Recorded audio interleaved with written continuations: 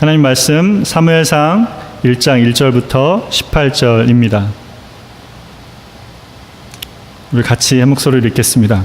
에브라임 산지 라마다사임 소임에 에브라임 사람 엘가나라는 사람이 있었으니 그는 여로함의 아들이요 엘리후의 손자요 도우의 증손이요 수베의 현손이더라.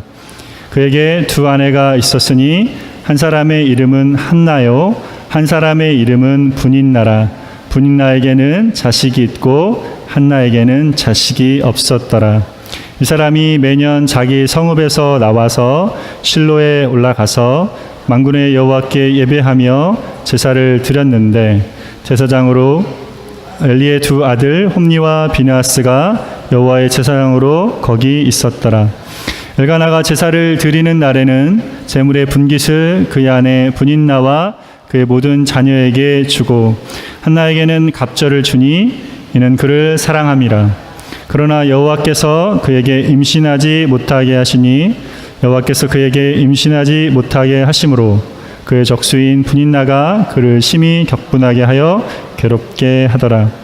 매년 한나가 여호와의 집에 올라갈 때마다 남편이 그같이 하매 분인나가 그를 격분시키므로 그가 울고 먹지 아니하니 그의 남편 엘가나가 그에게 이르되 한나여 어찌하여 울며 어찌하여 먹지 아니하며 어찌하여 그대의 마음이 슬프냐 내가 그대에게 10 아들보다 낫지 아니하냐 하니라. 그들이 실로에서 먹고 마신 후에 한나가 일어나니 그때에 제사장 엘리는 여호와의 전 문설주 곁 의자에 앉아 있었더라. 한나가 마음이 괴로워서 여호와께 기도하고 통곡하며 서원하여 이르되 만군의 여호와여 만일 주의 여종의 고통을 돌아보시고 나를 기억하사 주의 여종을 잊지 아니하시고 주의 여종에게 아들을 주시면 내가 그의 평생에 그를 여호와께 드리고 삭도를 그의 머리에 대지 아니하겠나이다. 그가 여호와 앞에 오래 기도하는 동안에 엘리가 그의 입을 주목한즉 한나가 속으로 말하매 입술만 움직이고 음성은 들리지 아니하므로 엘리는 그가 취한 줄로 생각하는지라.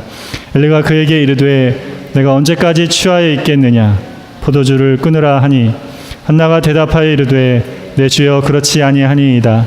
나는 마음이 슬픈 여자라 포도주나 독주를 마신 것이 아니오 여호와 앞에 내 심정을 통한 것 뿐이오니 당신의 여종을 악한 여자로 여기지 마옵소서. 내가 지금까지 말한 것은 나의 원통함과 격분됨이 많기 때문이니이다 하는지라. 엘리가 대답하여 이르되 평안히 가라. 이스라엘의 하나님이 내가 기도하여 구한 것을 허락하시기를 원하노라 하니 이르되 당신의 여종이 당신께 은혜 입기를 원하나이다 하고 가서 먹고 얼굴에 다시는 근심 빛이 없더라. 아멘. 스마일 마스크 증후군이라는 것이 있습니다. 주로 연예인이나 콜센터 서비스업에 종사하는 사람들에게 나타나는 증상입니다.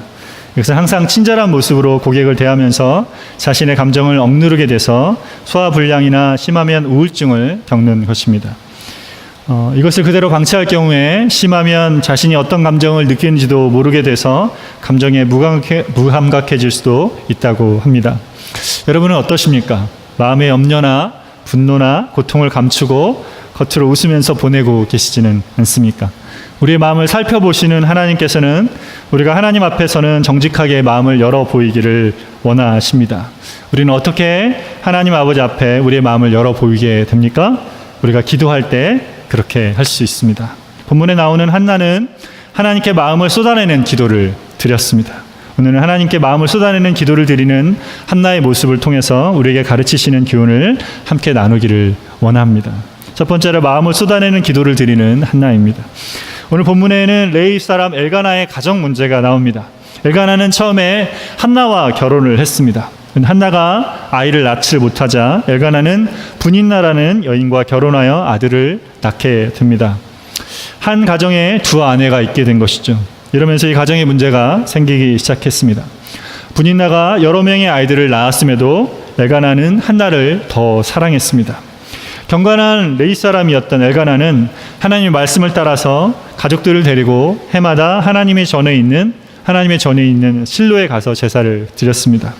제사를 드린 후에 아마 화목제사였던 것 같아요. 화목제사는 드린 다음에 드린 사람들이 제사장이 몫을 떼고 함께 나눠 먹게 돼 있잖아요. 그래서 그 제사 드린 거를 가지고 엘가나는 분인나와 자녀들에게 제사 음식을 나눠 주었습니다. 그런 다음에 한나를 더 사랑했기 때문에 한나에게는 2배를 주었습니다. 그것을 본 분인나의 마음이 어떻겠습니까? 아니, 자기는 자식들도 많은데 먹을 제사 음식이잖아요. 그거를 한나에게 2배나 준 분인나의 마음이 분이 났습니다. 그래서 어떻게 합니까? 6절에 보면 그 적수인 분인나가 한나를 심히 격분하게 하여 괴롭게 하였다라고 말을 합니다. 당시 사회에서 아이를 못 낳는 것은 하나님께 복을 받지 못한 사람으로 여김을 받는 것이었습니다. 아이를 낳지 못한 것도 서러운데 한나는 분인나에게 괴롭힘까지 당했습니다. 분인나는 남편 엘가나가 보는 데서는 잘 대해주면서도 보이지 않는 곳에서 한나를 계속 괴롭혔습니다.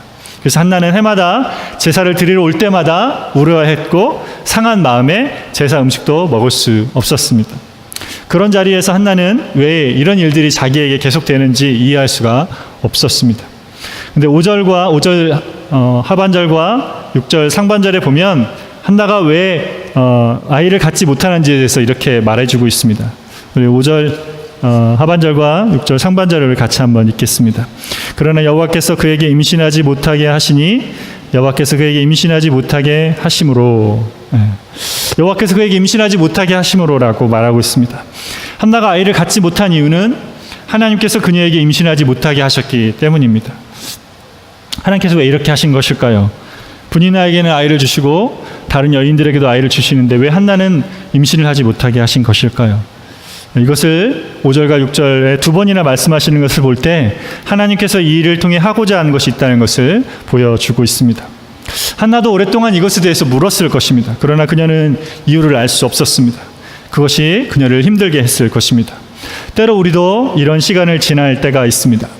왜 이런 상황 가운데 있어야 하는지 알 수 없는 자리, 이유를 찾아도 잘 알 수 없는 그런 시간을 지날 때가 있습니다.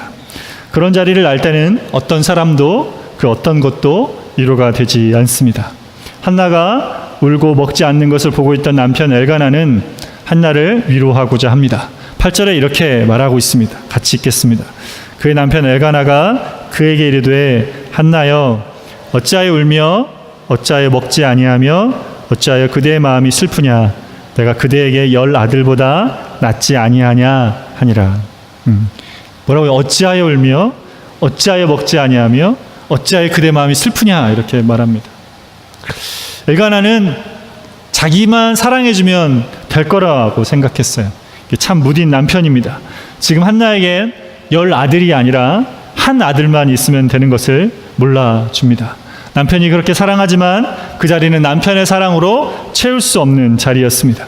마음의 빈자리, 다른 어떤 것으로도 어떤 사람도 채울 수 없는 자리였습니다.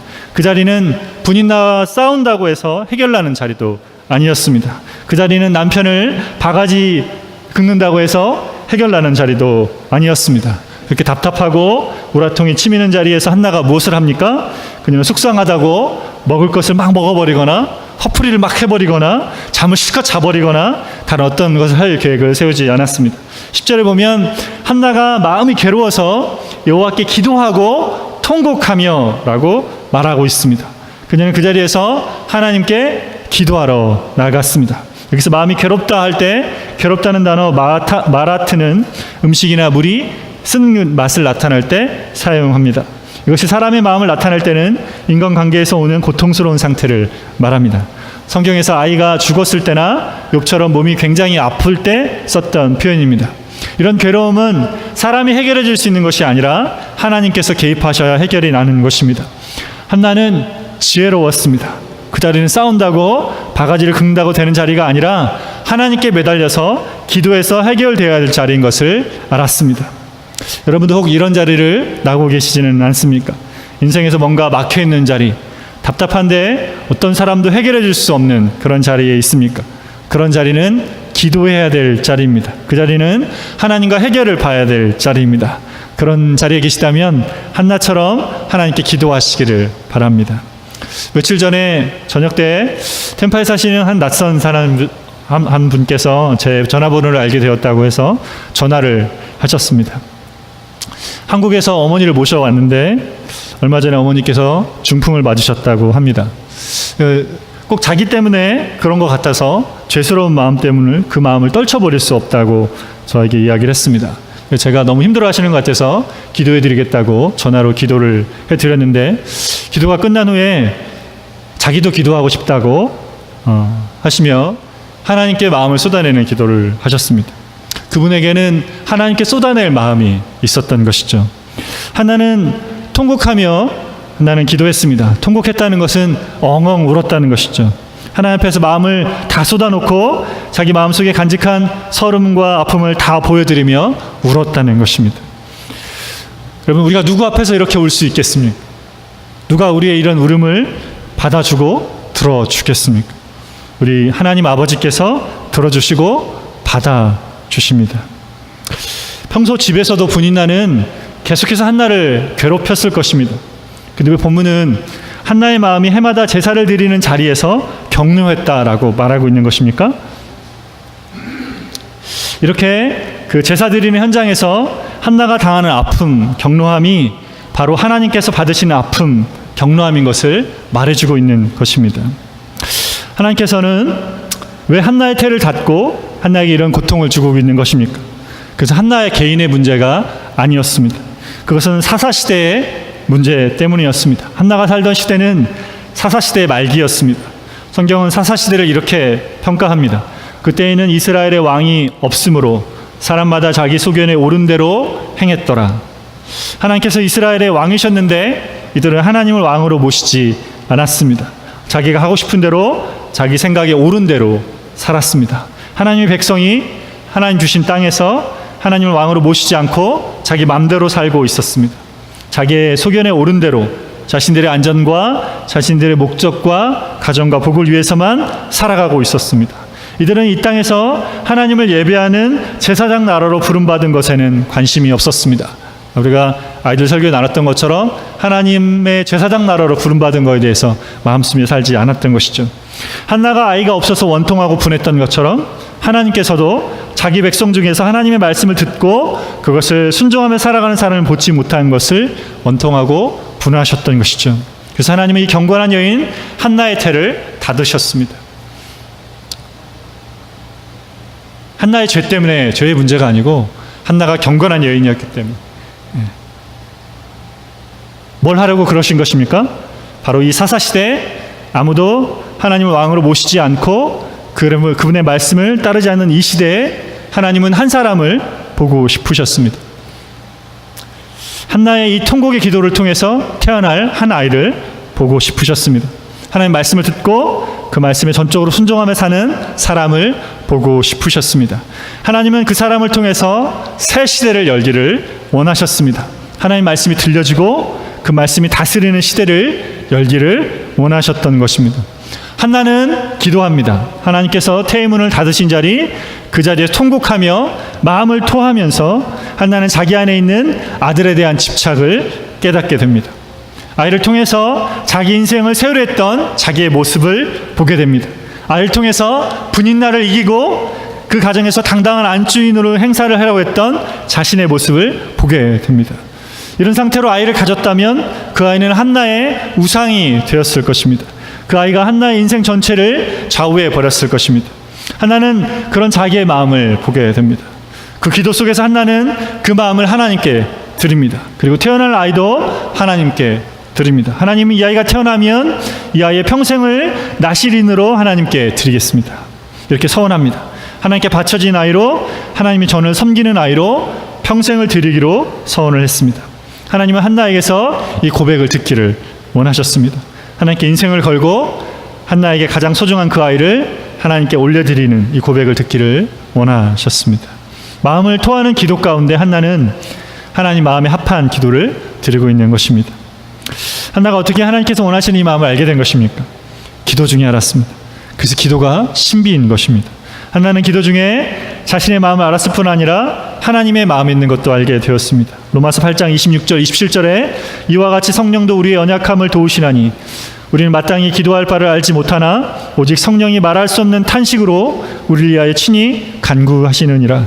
마음을 살피시는 이가 성령의 생각을 아시나니 이는 성령이 하나님의 뜻대로 성도를 위하여 간구하심이니라 말씀합니다.